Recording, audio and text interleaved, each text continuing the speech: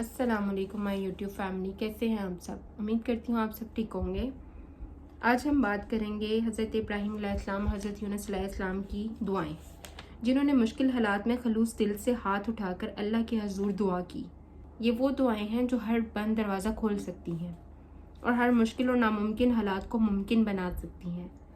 आइए पहली दुआ से आगाज़ करते हैं।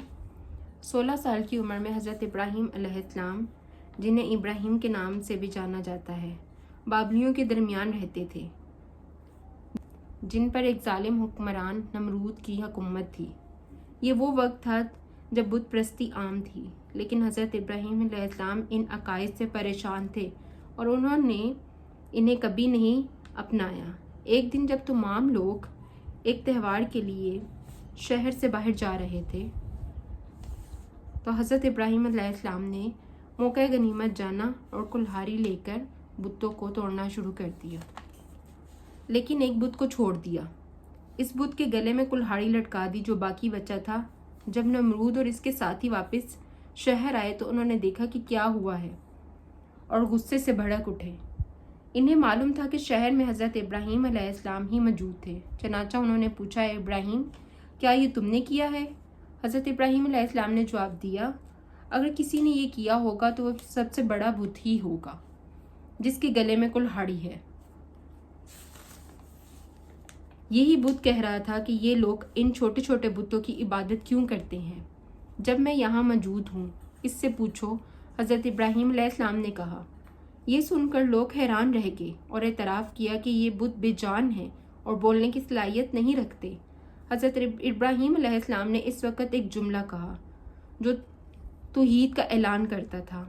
इब्राहीम अलैहिस्सलाम ने फरमाया, क्या तुम अल्लाह को छोड़कर ऐसी हस्तियों की इबादत करते हो जो ना तुम्हें फ़ायदा पहुंचा सकती हैं और ना नुकसान।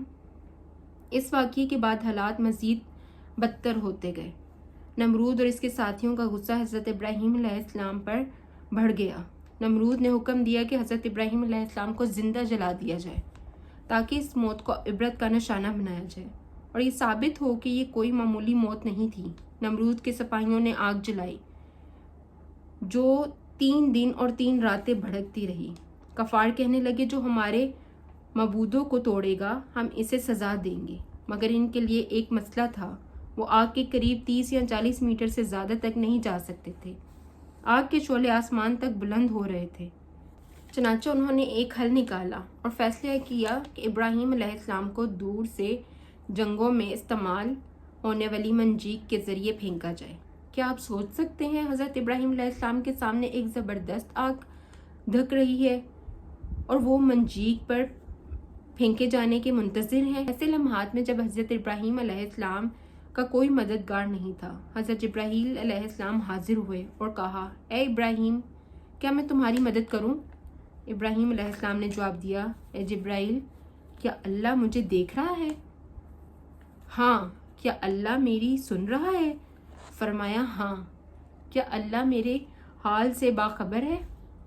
हाँ, वो सब जानता है। तो फिर अगर अल्लाह चाहेगा तो खुद मेरी मदद करेगा।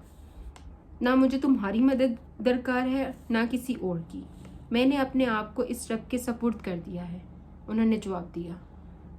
इस लम्हे उन्होंने एक दुआ की जो इनके दिल की गहराइयों से निकलकर इनके लबों पर आ गई थी। आप सोचें वो दुआ क्या होगी जो कुरान पाक में भी मौजूद है। मैं आपको दुआ बताती हूँ।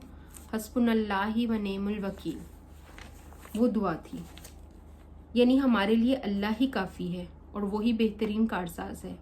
ये अल्फाज इंतहाई खलूस से कहे गए थे और ये दुआ तारीख में हमेशा याद रखी जाएगी, दुनिया में भी और आखिरत में भी।